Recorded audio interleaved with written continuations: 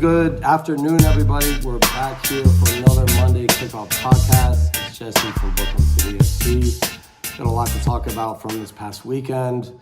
Big sports weekend, a bone-chilling weekend, so we were all kind of thawing out. Looking forward to some warmer temperatures this week and next week. And as you can see from the intro to the podcast, it's just been cold and everything covered in snow and ice. So fingers crossed, everything thaws. We'll be playing outside soon enough. But to get back to the weekend that just passed, we'll start outside of soccer and football. I hope you guys have been catching some of the Winter Olympics. Personal favorite of mine is curling, which I know may appear a little corny and slow at first, but it's such an interesting game. It's very strategic, a lot of skill involved. So I've been enjoying that. The U.S. team looks like they're going to advance for the first time ever into the knockout round. But there's a ton of stuff going on at the Winter Olympics: figure skating, freestyle skiing, snowboard jumping, hockey, men's and women's. It's just a fantastic event. So hope you guys are checking that out. And then of course, we had the Super Bowl yesterday, which was for hardcore sports fans like myself. I thought it was a great defensive game, kind of like a nil-nil in soccer. You have to, it's in the beauty's in the eye of the beholder. But congrats to the Seahawks for getting the game and winning the championship. Great halftime performance by Bad Bunny. I know everybody was tuning in for that. And such an amazing performance and message of positivity, which again, I mean, that can translate into our sport as well. Just positivity, welcoming, inclusivity of everybody, and just showing love across the board. So it was really awesome to see that. So big props to Bad Bunny for performing that way. Back to soccer on the kind of globally and locally on the pro scene. Kind of a quiet weekend. If anybody saw the Man City-Liverpool match, just a crazy, unique ending to that game with a goal scored from Man City's own half, which was then called back, disallowed due to VAR, and just an odd sequence of overturning calls, I guess you could say. But also on Manchester United had a big result over Tottenham. They've been on a roll since making that manager switch. So change in leadership, change in energy. You can see how it translates immediately for a team. Aston Villa dropped points, and Arsenal and Chelsea bagged wins to stay on the pace. So other than that, in La Liga, which was keep an eye on, it's just Barca and Real Madrid toe-to-toe at the top, and Atletico Madrid, as they always seem to be kind of there in third, and, name your team fighting for the fourth slot in La Liga. Locally, it's pretty quiet. Brooklyn FC women had the weekend off. Really excited for their men's first ever match in USL Championship on March 8th. We will be there as a club. Everybody in Brooklyn, New York City, you're going to want to venture out to Coney Island to check that out.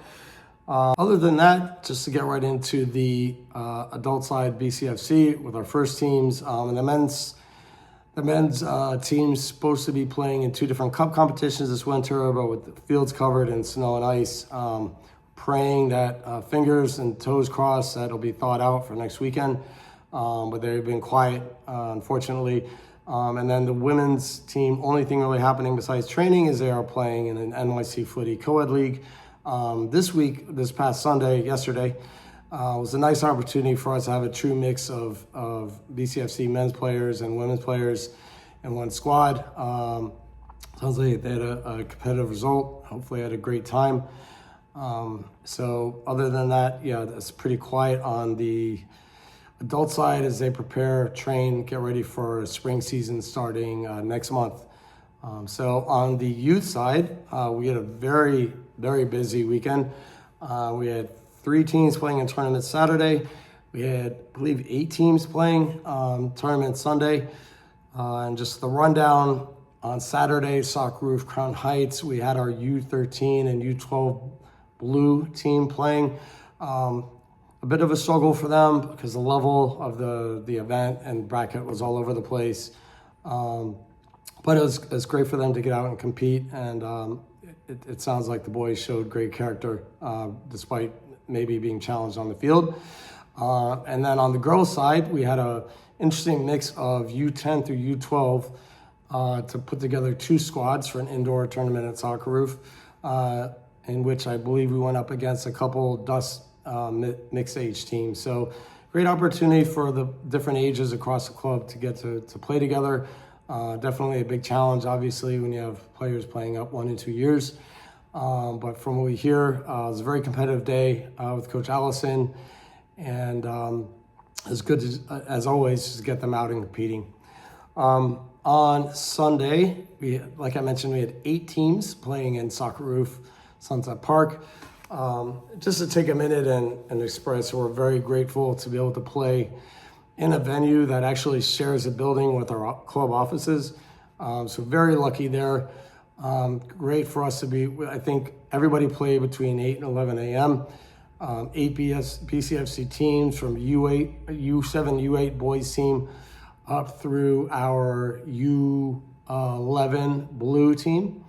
So everybody competed in their age except for our U10 asphalt team actually played in the U11 bracket. And sounds like they competed quite well with Coach Jorge. I believe they finished second in the bracket. So great job. Congrats to them. And congrats to all the teams. I know some of the teams haven't had as many competitions yet this winter due to various snow, weather cancellations and whatnot. So it's great to get them all out. Great to have all of our younger boys teams in one spot for an eventful day. So that pretty much wraps it up on the youth side. Pretty straightforward. As we look at the week ahead, training as usual for this upcoming week. And then for the weekend ahead, quick preview, as I mentioned, we're fingers and toes crossed that our men's team is going to get to play their cup matches, which will both be on Sunday, one in Red Hook, one in Randall's Island. Our women's team will have their usual co-ed NYC footy game. And then the youth teams will be playing more Socceroof tournaments, a few age groups playing in the Soccer Coliseum out in New Jersey. And our Bridge Select team will be back out for playing in the Sousa Winter Boys Showcase this weekend. And our Bridge Select girls team will be playing in the Sousa Girls Showcase weekend the following weekend. So excited to be back out. Hope the outdoor fields are clear and able to play. And until then, have a great week, and we will see you for the weekend preview on Friday. Take care.